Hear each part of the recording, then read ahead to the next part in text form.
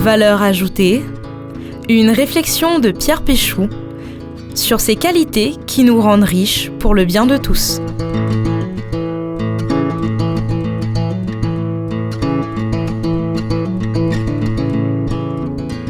Ah non, c'est un peu court, jeune homme.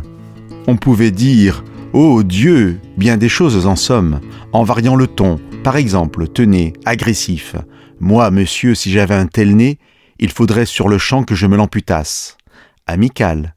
« Mais il doit tremper dans votre tasse. Pour boire, faites-vous fabriquer un hanap. » Les plus attentifs auront reconnu les premiers vers de la scène 4 de l'acte 1 de Cyrano de Bergerac, célèbre tirade où Cyrano parle de son nez qu'il avait très long. Alors pourquoi commencer par cet extrait du Cyrano de Bergerac ? C'est un clin d'œil en fait à la racine du mot patience en hébreu. Nous trouvons en effet dans la Bible ce mot patience, erek apayim, qui littéralement veut dire nez long, car celui qui a un long nez sait respirer profondément et ainsi retenir sa colère et rester patient. Lorsque nous nous tournons vers le Nouveau Testament, nous avons 3 mots principaux pour la patience. Le premier reprend la même idée, il veut dire littéralement qui a un souffle long. Le deuxième porte l'idée de se tenir droit, c'est-à-dire supporter, laisser passer sans broncher quelque chose qui fait mal. Et le troisième, l'idée de tenir bon, de résistance, de persévérance. Être patient, c'est supporter, persévérer, endurer, attendre. Mais pourquoi ? Peut-on parler de la même façon de la patience face à la faiblesse de l'autre, à ses limites ? Ou alors en parler face à un comportement injuste ? Doit-on être patient de la même façon à la caisse du supermarché parce que devant nous, une personne âgée prend du temps pour discuter avec l'employé ? Ou alors à l'arrêt dans sa voiture parce que le conducteur devant nous parle par la fenêtre avec un piéton et bloque ainsi toute la circulation ?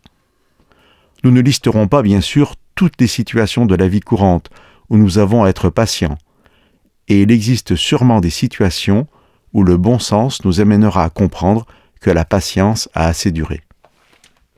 Mais là aussi est le piège. Si je m'écoute, il y a beaucoup de situations, des plus bénignes aux plus importantes, où je n'ai pas vraiment envie d'être patient et où j'aurais de très bonnes raisons de ne pas l'être.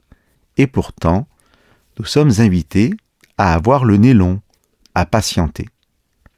C'est bien l'idée que nous retrouvons dans cette maxime. Patience et longueur de temps font plus que force ni que rage. Je résumerai en fait les situations qui se présentent à nous en 2 catégories.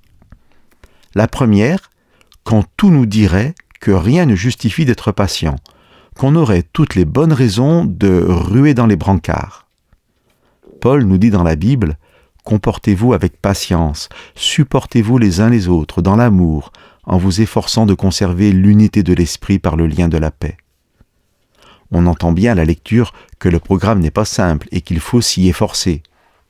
Mais Paul nous dit que nous pouvons agir sur les sentiments de l'autre en restant patient et l'amener ainsi à prendre conscience de son mauvais comportement.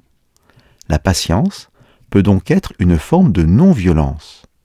Mais j'ai envie de dire que même si vous ne le faites pas pour l'autre, faites-le pour vous. Être patient peut vous permettre de relativiser, d'être à la juste distance d'événements qui, admettons-le, ne justifient pas toujours notre colère.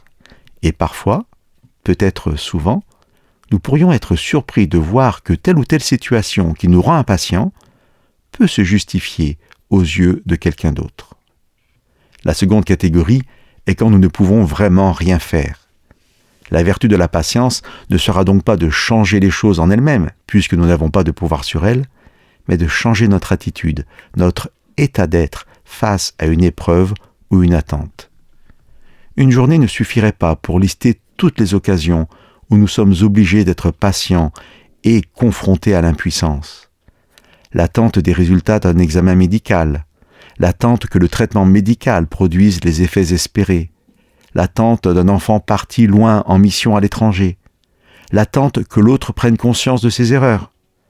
La vertu de la patience ne sera donc pas, je me répète, de changer les choses en elles-mêmes, puisque nous n'avons pas de pouvoir sur elles, mais de changer notre attitude, notre état d'être face à une épreuve ou une attente.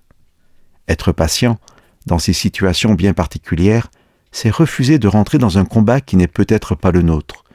Je ne parle pas ici ni de jeter l'éponge, ni de renier le sentiment d'injustice qui nous habite. Mais face à notre impuissance, s'efforcer de faire confiance à celui qui peut tout. Croire que Dieu, celui à qui rien n'est impossible, ne nous abandonne jamais, même dans ces situations où nous sommes démunis, et que notre patience, loin d'être un manque de courage, peut ouvrir de nouveaux horizons de paix et de confiance.